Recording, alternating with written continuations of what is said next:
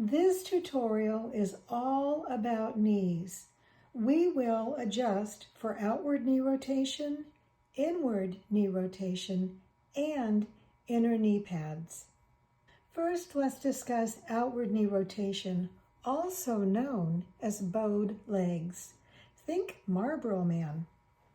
In this situation, the legs bow or curve outward, with the greatest curvature occurring at the knee level.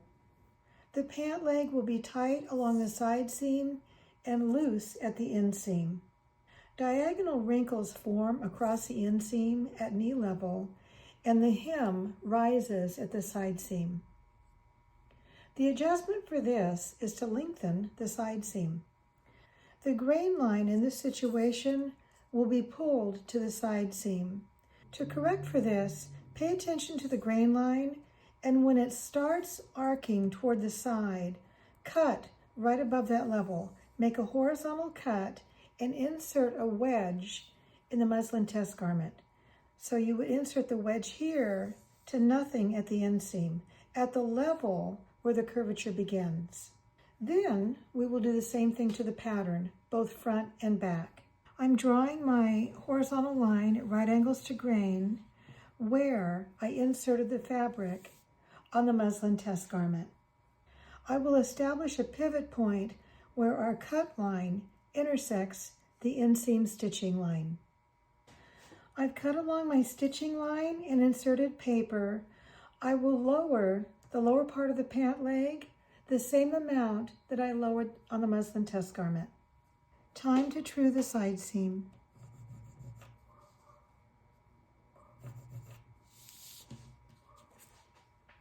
And the grain line. The grain line is true from the base up to our cut line.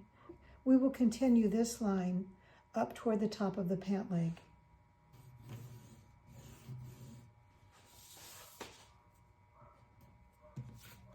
I'm going to mark this with little circles so I remember that this is the adjusted grain line. The back is lengthened the same amount as the front.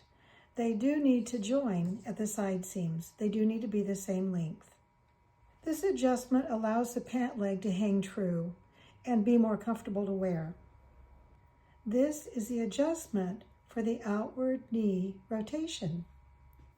Now let's look at the inward knee rotation, affectionately known as knock knees. The legs bow inward with the greatest curvature occurring at the knee level. Actually, with knock knees, the thighs pretty much touch all the way down to the knees, all the way. At the knee level, fabric is very tight here along the inseams and loose at the sides. Diagonal wrinkles emanate from the inseam at the knee level and travel toward the side. Also, the hemline rises at the inseam. So this time, we're adding more length to the inseam. I find that the appropriate place to do this on 90% of people is about 3/4 of an inch above the knee level. Usually the grain line is straight here and then it veers off below. It arcs to the inside. I'm going to draw my cut line 3/4 of an inch above the knee level.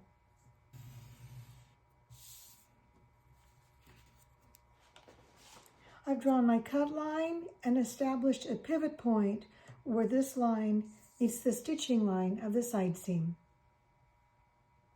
I will now cut along my line and insert paper. On the test garment, you would have cut above the knee and allowed this to spread until the grain line was hanging true. So you would measure that amount and adjust the pattern. We have cut, I've inserted paper. Now I will reference my test garment. Our pattern has been updated. Now I will true the stitching line, cutting line, and the grain line.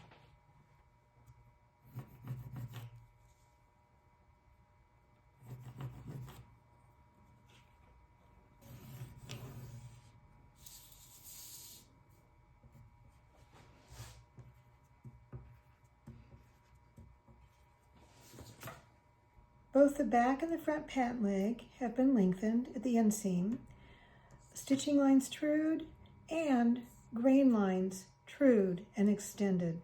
This is the inward knee rotation. Now I'd like to talk about inner knee pads. This is a fitting issue that is very obvious once you're aware of it and once you're aware of what to look for. Inner knee pads happen as we get older. I don't know, maybe it's gravity, but the inner knee bows out at the inseam, just the inner knee area, not necessarily upper thigh and not calf, but right in here. And what happens is diagonal pulls radiate in all directions, and you can see a little tiny bulge right in this area. It's very easy to fix. What you would do is release the inseam on your muslin test garment and allow this area to spread until the diagonal pulls disappear. Then you'll know how much you have to add. Half will be added to the front and half to the back. Although the greatest circumference is added right in the knee area, you need to transition back to your regular stitching line, both above and below the knee level. And where you do that actually depends on how much you're adding here, because you do want a graceful transition. For this demo, I'm going to establish a pivot point 5 inches above and 5 inches below the knee. I have my 2 pivot points, and I'm going to establish several more so that I can manipulate this more gracefully. I have several more pivot points. You know you can't have too many pivot points. You don't have to use them all, but I like having them there. What I'm going to do is cut along my stitching line to my uppermost and lowermost pivot points.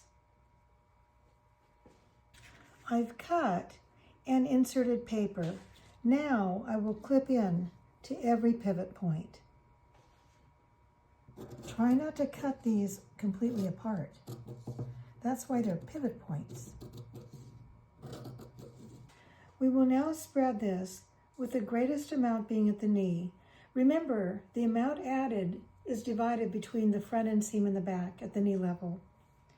Once you like this, you like the position, anchor everything with weights and then secure with tape. We are secure. Now I will just clean up my stitching line and my cutting line.